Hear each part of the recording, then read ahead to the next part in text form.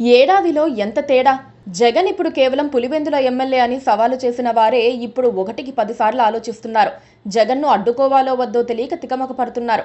అయినా తగ్గేదేలే అని అడ్డుకుంటున్న వారికి ఇప్పుడు జగన్ పర్యటనలకు వచ్చిన జనాన్ని చూసి తల బొప్పి కట్టేస్తోంది. చేసిన తప్పు అర్థమయ్యేలోగా మరో తప్పు చేయాలనిపిస్తోంది. జగన్ రెడ్డి పాపులారిటీ అమాంతం పెరిగిపోతూ ఉంటే ఏం చేయాలో దిక్కుతోచని పరిస్థితి ఎదురవుతోంది. జగన్ ఒక్కడు ఒక పక్క, వాళ్ళందరూ మరో పక్కన ఉన్నా సరే త్రాసు జగన్ వైపే మొగ్గుతోంది. ధన బలానికి, అధికార బలానికి పోటీగా జగన్ వెంట ఉన్న ప్రజాబలం సమాధానం చెబుతోంది. చిత్తూరు జిల్లా బంగారుపాళ్యానికి వైఎస్ జగన్ వస్తారని తెలిసింది మొదలు అడ్డుకోవడానికి చంద్రబాబు సర్కార్ చెయ్యని ప్రయత్నమంటూ లేదు. జగన్ పర్యటనలో జనం పాల్గొనకుండా మోహరించిన పోలీసు బలగాల్ని చూస్తే ఔరా అని విస్తుపోకుండా ఉండరు.